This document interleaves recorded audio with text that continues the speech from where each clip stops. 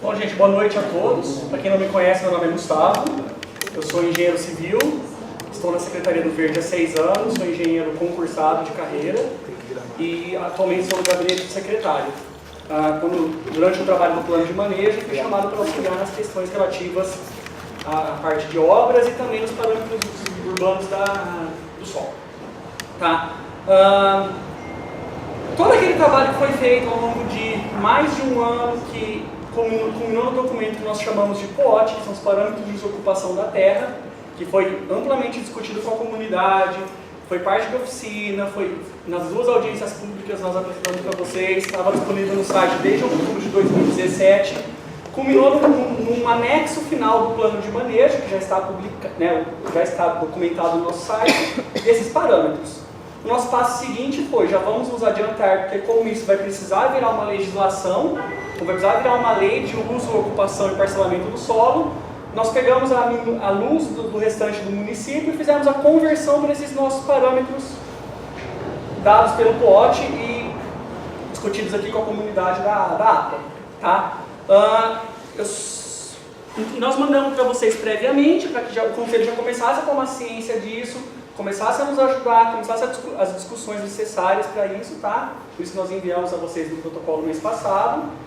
Vim trazer os principais apontamentos para a gente poder abrir para discussão aí, tá? Coisa que é muito importante, ainda é uma proposta preliminar, que ela traduz todos aqueles parâmetros, critérios, normas e diretrizes para a linguagem da LUNS. E ainda passa por alinhamento junto à CEPURB. Então a CEPURB também está com essa minuta e também estão fazendo os apontamentos necessários, tá? A gente já deixa claro que os parâmetros não serão alterados, que os parâmetros estão finalizados pela leitura da comunidade. Então o que é feito aqui é uma tradução para termos que o município usa, uma discussão, alguma coisa ou outra que foi inovadora na gestão da APA, a gente fez essa leitura, essa tradução para a lei. Bom? Tem a parte urbana e tem a parte rural. O rural já está definido. Também. Porque no POT, ele tinha as questões do POT rural e o POT urbano também. Aí nós aqui quisemos aproveitar uma lei só. Então nós criamos um título anterior ao título urbano com as definições do rural. Tá? Antes da gente chegar na lei propriamente dita, discutindo um pouquinho com o pessoal da Secretaria, como nós vamos apresentar, né, para o Conselho, porque como eu falei é uma legislação bem longa, antes da gente chegar nela, eu acho que é bem interessante a gente fazer uma coisa. Naquela tabela das alterações a 10.850, que sempre foi uma das grandes preocupações do Conselho, da gente não perder tudo que a lei trazia, a gente sentiu que foi uma forma bem legal de apresentar qual que era o artigo da legislação, e durante a lei toda, que nós propusemos revogação, melhoria, continuidade, algumas coisas assim. Então, fizemos basicamente a mesma coisa também, só que agora destacando só os artigos que foram efetivamente para essa LUNS que tinham a ver com o POT, tá? Eu vou passar rapidinho, não quero chegar na leitura, se alguém tiver alguma dúvida e tiver tempo no final a gente pode detalhar, tá? Mas, por exemplo, o artigo 14, que falava que era proibido no território da APA a implantação de atividades industriais, quando, tal, isso virou, num dos anexos dessa lei de uso do solo, proíbe sim os loteamentos para fins industriais na APA. Então isso permaneceu como anexo da própria legislação, então isso ficou na lei também, tá? Não na lei 10.850, é bem importante, mas nessa outra lei que também vai ser uma lei complementar, que vai ter tanta força quanto. O artigo 15, depois um outro artigo mais para baixo, que eu não lembro de cabeça agora, que ele falava sobre algumas questões de movimentação de terra, de alguns critérios ambientais, nós não havia na minuta, nós, revisando com o apontamento que foi falado pelo Conselho, nós vamos colocar um artigo a mais, explicando todos os condicionantes de obras que têm que respeitar os critérios de manejo ambiental, que já são regrados pela Secretaria através de diversas resoluções, independente de ter licenciamento ambiental ou não, porque essas resoluções todas trazem como se mitigar o impacto ambiental, como se compensar e tudo mais. Então isso vai ser condicionante necessário para os empreendimentos a serem instalados na APA, independente do porte. Gustavo, só para ter, assim, para tirar dúvida. Toda a legislação da Secretaria, nos licenciamentos, elas batem com a antiga da APA. Eu só posso pedir para a gente, no final, fazer essas perguntas? Tá, mas sim, Cláudio. Não, quer muita coisa. Não, mas sim. Não, sim, porque a nossa preocupação é que na APA a legislação seja diferenciada do resto Sim. do município. É nesse sentido. Mas é. Tá. Nesse ponto tá? O artigo 53 falava que na área rural da APA não serão permitidos parcelamentos do solo para fins urbanos com frações inferiores, né, a 20 mil metros quadrados, que era o módulo rural lá. Nós mantivemos isso, o artigo 4º da nova lei de uso do solo vai trazer que na ZMS ficou 20 mil metros quadrados e na ZCB, na ZCG e na ZPM, que são aquelas 3 zonas mais restritas ambientais, foi para 40 mil metros, 4 hectares o módulo mínimo. Então isso ficou na legislação também da luz, tá? Que artigo que é? Que artigo que Esse, por enquanto, é o artigo 4º. É bem no comecinho. Eu falo por enquanto porque novos artigos foram acrescentados, a numeração pode se mudar, tá? Bom, o artigo 55 falava sobre as APS e APPs, né? Nós mantivemos, demos um destaque para isso no artigo 22, privilegiando o bloco único para APP, para APE, todas aquelas questões ambientais que nós discutimos bastante, tá? O que é APE? Áreas de proteção especial. São as várzeas, áreas acima de 30% de declividade.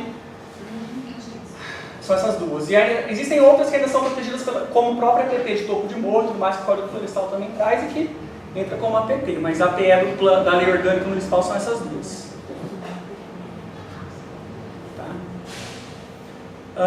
De novo, o artigo 56 falava novamente de loteamento de fins industriais, tem alguma coisa ou outra ele se repete, então eu só referencio novamente que continua proibido em toda a ata, né? O artigo 57, que ele trazia algumas restrições, né? Ele falava, não serão permitidas no território da APA atividades poluidoras do ar, água e solo contendo os seguintes processos, e elencava alguns itens. Nós pegamos esses itens e aumentamos eles. Essa legislação alterou, existem resoluções estaduais e federais que tratam de atividades potencialmente perigosas. Nós trouxemos isso também para essa nova lei de uso do solo, isso estava no POD, a gente incorporou aqui, agora são 30 dos itens. Então não importando se é uma atividade comercial, de serviço ou as indústrias de baixo impacto, das que serão permitidas, se tiver alguma desses 30 processos, vai estar proibido na APA, não importa o porte. Pode ser pequenininho, se fizer uma extração de carvão, petróleo e gás natural, minerais metálicos, curtimento, aí começa toda a listagem que está proibido. Isso tudo também a gente aumentou essa listagem. Tá? São 30 itens. Incluímos, por exemplo, aterros sanitários e industriais, algumas questões relativas à espumação, estamparia. Tá?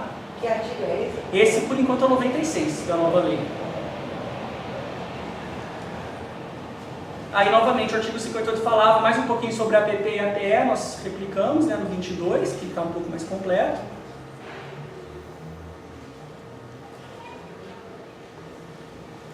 O artigo 59 falava sobre a necessidade dos 20% mínimo da combinação durante o parcelamento do sistema de lazer e áreas verdes, sistema de áreas verdes.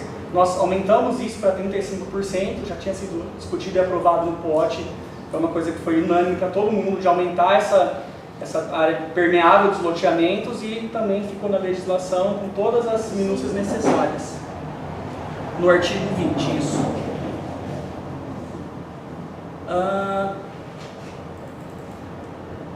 O artigo 60 falava sobre a taxa de permeabilidade mínima do lote, já após parcelado. Nós tivemos uma alteração, como foi apresentado já no POT várias vezes, houve uma espécie não de troca, mas ficou-se em 20%, que era o mínimo que existia, para todos os tamanhos de lote, porque a permeabilidade máxima de um loteamento ela é maior, porque tem mais para fora.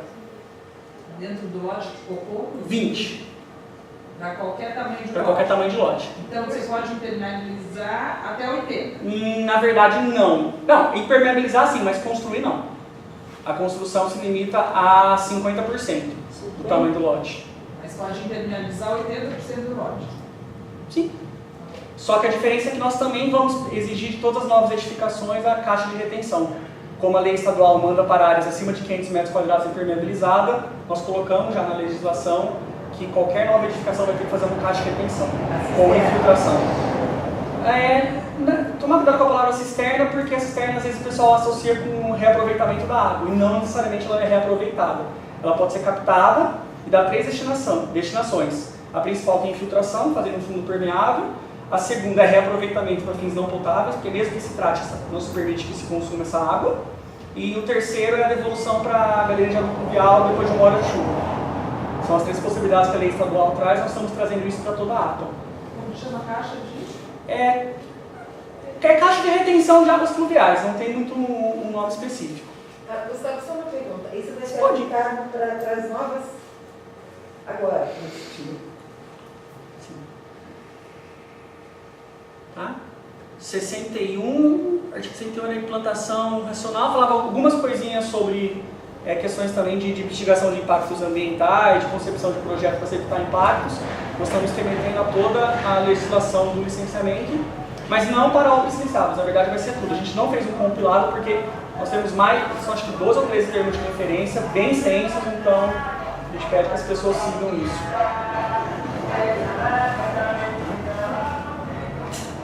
O artigo 62, que falava dos desdobramentos nas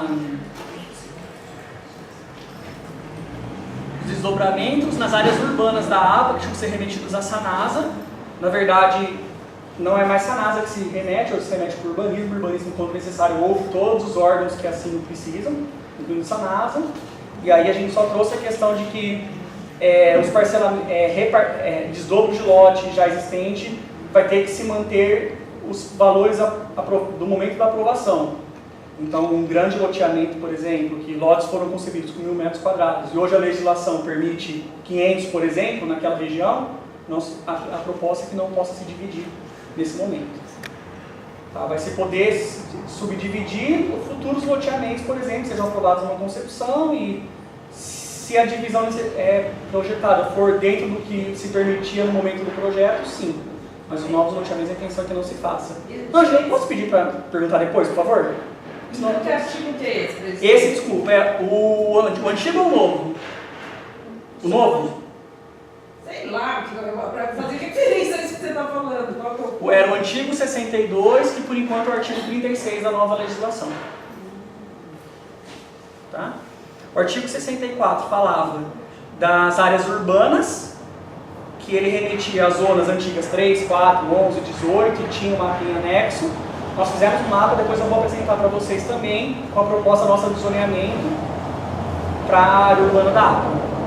Um zoneamento urbano mesmo, tá? Que vai ser feito. Aí o artigo 65 falava sobre as questões dos novos parcelamentos de solo. Então a gente trouxe a nova proposta que tem a ver com aquela área loteável disponível e que se a pessoa quiser adensar um pouco mais, ela tem que deixar além dos 35% de área verde e aproveitar menos do que o restante da gleba. Depois, se precisar, eu posso entrar em detalhes com vocês. A gente só remeteu isso na legislação. Isso é uma coisa nova que não tem na legislação do restante do município. O restante do município são os 20% da SMA e acabou. A gente pede no mínimo 35% e mais algumas coisas. O artigo 66 também falava sobre a questão dos parcelamentos de solo, aí com os tamanhos de metragem, até 1.000 metros quadrados, dando liquididade de 1.000 ou 2.000 e tal, está tudo contemplado nesses artigos acima do parcelamento. Depois eu vou retomar um pouquinho na outra apresentação, tá? Desculpa, você está puxando, a página está levantando inteira, você prefere que ela suba junto? Para você poder olhar a continuidade? Não, é tranquilo, Rodrigo, por enquanto. Obrigado, viu? Dá para puxar só, a página vai subindo, não inteira, ela não pula. É porque não deu por causa dos tamanhos de célula. Não, é só apertar esse botão aqui que ela fica, tá vendo? Ali do lado do 100%, não. Volta lá, não é. Do lado do 100%, esse? Isso. Aí.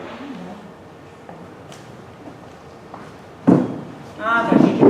Obrigado. E aí depois no artigo 67, que ele falava do estabelecimento dos usos correspondentes aos tipos de ocupação, nós trouxemos um novo regramento, eram os antigos CV, CL, SP1, SP2, o urbanismo trouxe, né, uma nova leitura para o município, nós adaptamos. E é compatível. Sim, sim. Tá? A diferença é que agora ficou mais claro que dentro do zoneamento o uso ele vai ser pela hierarquia da via. Então, por exemplo, no que a gente propõe como zona mista, que eu vou apresentar depois, se estiver dentro da zona mista, mas se for uma rua local pequenininha, você não pode colocar uma coisa de médio porte, você só pode pôr pequeno. Isso foi um ganho. Na avenida pode colocar uma coisa de médio porte. Na zona residencial ele é um pouco mais restrito, por exemplo, no máximo médio para algumas coisinhas, mas a gente pode mostrar para vocês mais detalhadamente. É um ganho disso porque você traz outros parâmetros a serem analisados no momento da ocupação do território. O artigo 70 falava sobre uma comissão de análises de projetos especiais que existia na época na CEPLAN, que os projetos da APA tinham que passar por lá. Nós entendemos que não se precisa mais, porque essa comissão sequer existe mais. Só que o trâmite hoje na prefeitura mudou, então se passa por aprovação urbanística, quando tem o parcelamento se passa por análise do planejamento, do verde, de tudo mais que precisa. Só que a gente trouxe uma única questão da questão do sistema viário e sistema de lazer, que ele pode ter algum ajuste conforme topografia e devidamente fundamentado. Isso também posso entrar no detalhe para vocês. Mas nada mais sob possível análise, sob critério, não. Agora é tudo regradinho, todos os parâmetros estão sendo colocados para ficar claro para todo mundo, não tem mais subjetividade. O artigo 71, ele falava novamente dos desdobros, como eu falei para vocês. O artigo 72 falava novamente do mapa de zoneamento, então mais tarde eu mostro. E falava sobre a vigência da lei, quando ela entrava em vigor, revogando-se algumas legislações. Tá? Essas 3 legislações que elas eram revogadas, duas delas falavam sobre a proibição do uso industrial, uma em Joaquim e uma em Souzas, isso já está contemplado como uso industrial proibido. Bom? Então assim, eu destaquei tudo aquilo que a gente tinha falado naquela primeira tabela, revoga-se porque está no POT, revoga-se porque não sei o que lá, para mostrar para vocês que nós não esquecemos que tudo que estava no 10.850 foi para outros dispositivos legais.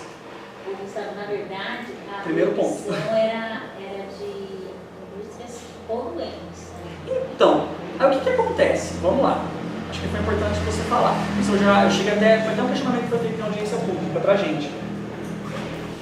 Indústria e poluente são 2 conceitos muito abrangentes.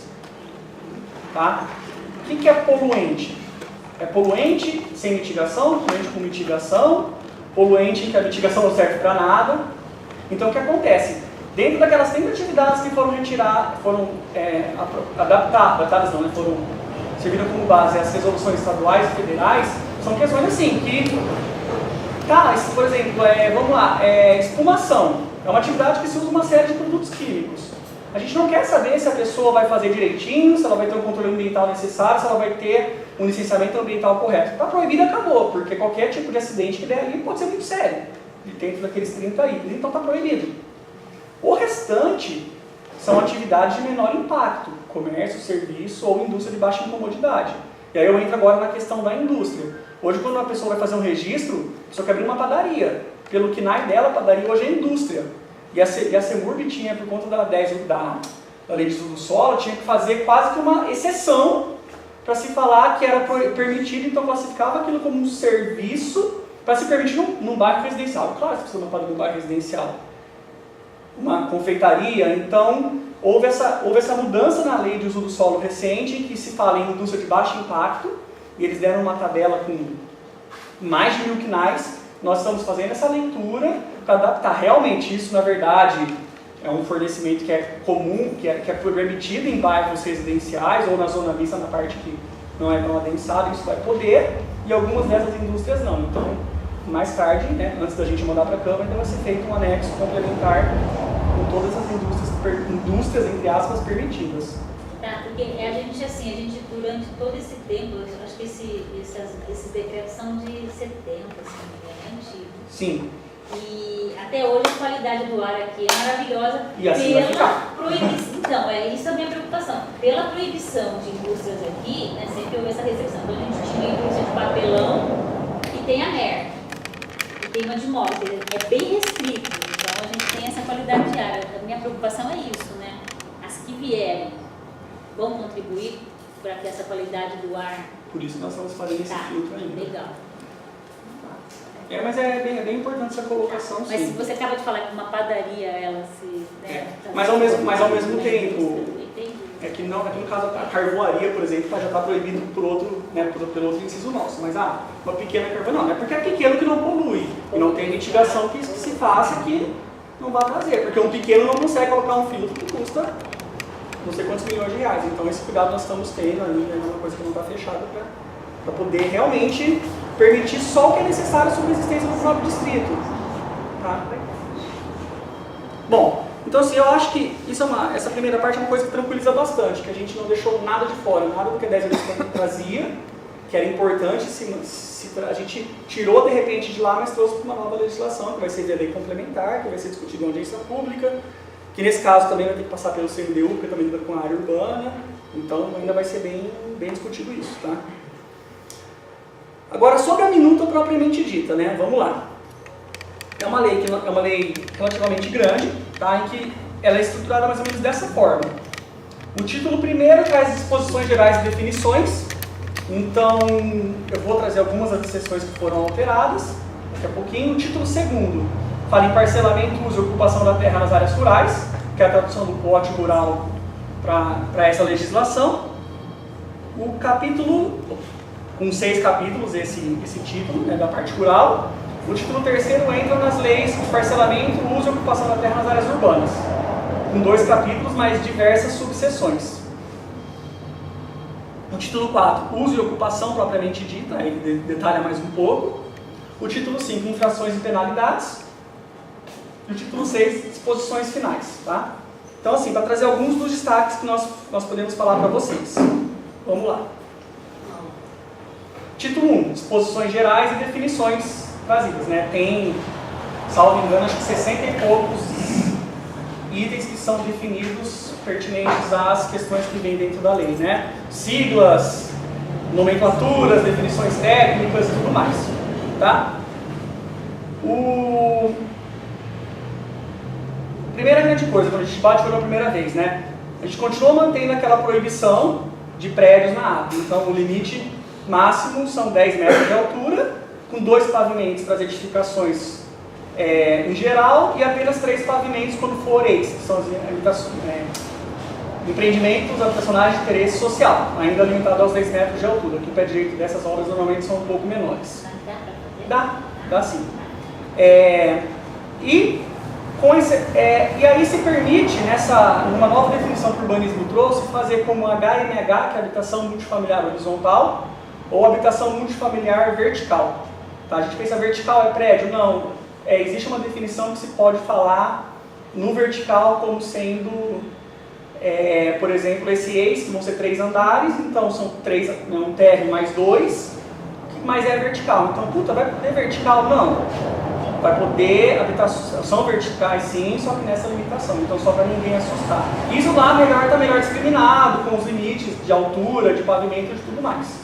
Qual a diferença do multifamiliar e unifamiliar? Basicamente, o multi são condomínios, vamos falar assim, em que há mais de uma família, né, cada uma com sua unidade. O unifamiliar é um sobrado de 2 ou mesmo 3 pavimentos, que uma única família que é feito num único lote, é único. Uma townhouse, por exemplo, em que você tem a construção que uma família mora no térreo, depois tem mais 2 sobradinhos menores em cima, são 3 famílias morando, é um multifamiliar. Quando a gente, é essa definição mesmo, tá? E aí nós trouxemos também nesse título uma questão das densidades habitacionais máximas no loteamento, por conta da gente ter aquele grande princípio que foi muito discutido, de que a gente sabe que o perímetro urbano ainda comporta algumas novas, comporta novos parcelamentos, novas edificações, mas tentando se manter a qualidade com o adensamento que hoje a 10.850 traria, então a gente trouxe um dispositivo a mais, que é você limitar o número de lotes do seu parcelamento, para que não se haja uma grande corrida e não se adense mais do que a APA comporta. Isso também foi definido no título 1. Tá? Isso está definido de que jeito? Eu não entendi. Nós trouxemos um um conceito novo que é área loteável disponível e a densidade habitacional máxima no loteamento, que isso a CEMURB não trouxe porque não era necessário para a proposta que eles trouxeram para o restante do município. Então nós tivemos que mostrar esse conceito, defini-lo, porque depois no meio da lei ele é retomado, explicado e parametrizado. Tá? Entre todos os conceitos que tem nas definições, são alguns desses que são as nossas novidades principais, pelo menos, tá? Que quis trazer para vocês como destaque, porque numa primeira leitura você bate o olho e você fala, mas para quê, né? Depois mais para frente vai retomar. Você vai explicar mais para frente? Posso explicar sim. Como que se aplica isso? Aí já entrando do parcelamento das áreas rurais, certo? Acho que a Cláudia, se você puder pensar, Cláudia, rapidinho. Não são muitos artigos, eles são do 3º ao 12º artigo, tá? A gente, depois de muitas discussões com a PROAPA, com o próprio CONDIAPA, com a CPPM, a gente trouxe alguns parâmetros para o rural, né, que vão permitir o aproveitamento econômico, o aproveitamento social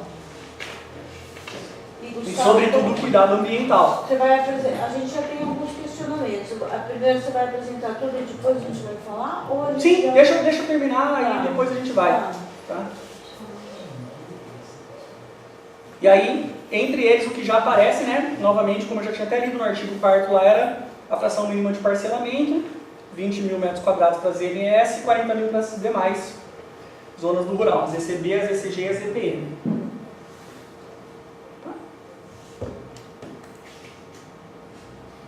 No capítulo 2º a gente traz, entre outros detalhamentos, o tamanho das edificações que vão ser permitidas nos imóveis rurais e o número de unidades habitacionais também. O tamanho das edificações está limitado a 10 mil metros quadrados, se eu não estou enganado, e as edificações são 2 e depois uma a cada módulo rural acrescentado. 10 mil metros de 50% de um módulo mínimo, você pode edificar 10 mil, é isso? Depois a gente... Eu só não lembro se existe qual que é o corte mínimo, Ângela. Depois a gente abre para ver, uma das perguntas que a gente pode responder sim. Tá? É importante você ter perguntado. No capítulo 3º, a gente fala, não é, viu, Ângela? Sabe por quê? Aqui já te respondo aqui já. Tem além do tamanho máximo de edificação, que ele vai vir, né, para limitar em grandes glebas.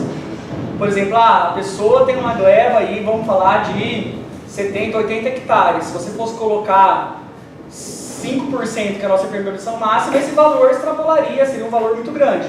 Então a gente limitou em 5% de impermeabilização.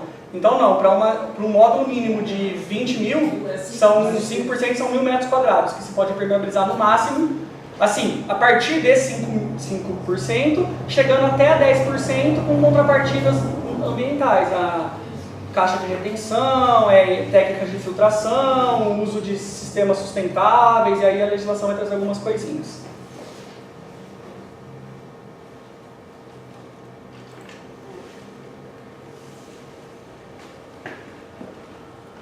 E aí depois os capítulos 4, 5 e 6. O capítulo 4 ele fala sobre atividades e empreendimentos permitidos e incentivados. O capítulo 5, atividades e empreendimentos proibidos no imóvel rural e dos admissíveis no imóvel rural. Então existe uma tabela do anexo 2 que ela está sendo corrigida, tá, Cláudio? Porque foi entrado com um erro nosso mesmo, a gente já pede desculpa, que estavam apenas as proibidas. Então nós temos o restante, ela está no pote já estava no pote, mas a gente acabou confundindo na hora de materializar. Então a gente vai... Mas assim, são aquelas do pote, tá? Se a gente abrir o site agora e pegar, é aquilo que está lá, não vai vir nada de novo. Mas é uma correção que vocês apontarem, a gente agradece. Tá? E aí, então são esses do artigo 3º ao 12 que falam desses itens, e aí discrimina, detalha algumas informações, remete aos diversos programas do plano de manejo, quando se fala também de atividades admissíveis, incentivadas, algumas questões que são proibidas, estão melhor integradas naquelas tabelas todas do zoneamento, das atividades lá, aquelas tabelas coloridas, tudo aquilo a gente vai remetendo aqui. Tá? Pro loteamento urbano, então o título 3º, né, ele começa com o capítulo 1º de loteamento, nós trazemos os critérios de loteamento, então qual que é a composição de loteamento urbano, claro, muito parecido com o restante da cidade, o que é uma área de lazer, o que é um sistema de áreas verdes, o que é um equipamento público, equipamento comunitário, EPC, PU, o sistema viário, tudo mais o que entra aí, tá? E aí a gente destaca novamente que nós trouxemos como um avanço o mínimo de 35% de áreas verdes sistema de lazer, e as áreas loteáveis disponíveis determinarão o adensamento. Isso também está discriminado ao longo do capítulo 1º do título 3º, tá? Em que mais ou menos assim, respondendo ao que a Ângela perguntou, depois eu posso abrir novamente as tabelas, é assim, para se controlar o adensamento, tá? O empreendedor ele pode chegar no limite máximo de ocupação da gleba.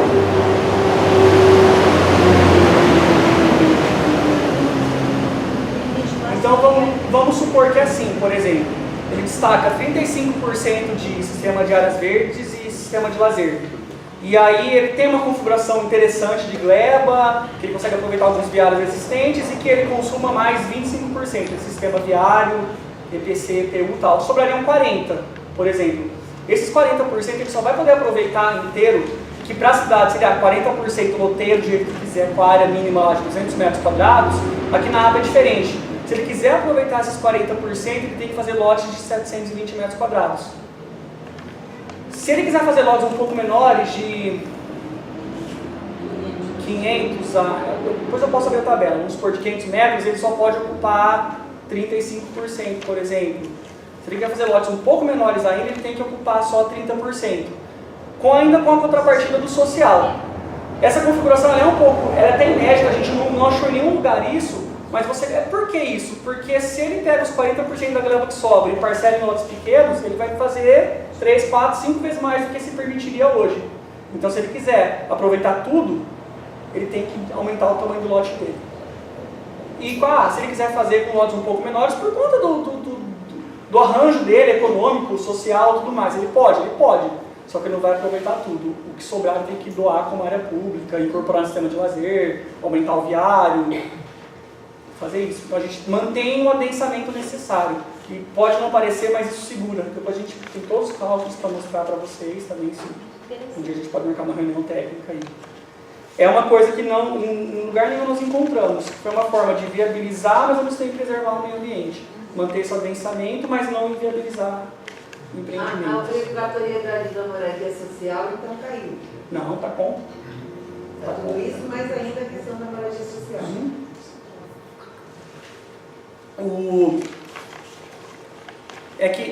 Dentro desse capítulo, nas subseções começam o loteamento residencial, o loteamento não residencial, que seria com uso misto, e o loteamento de interesse social.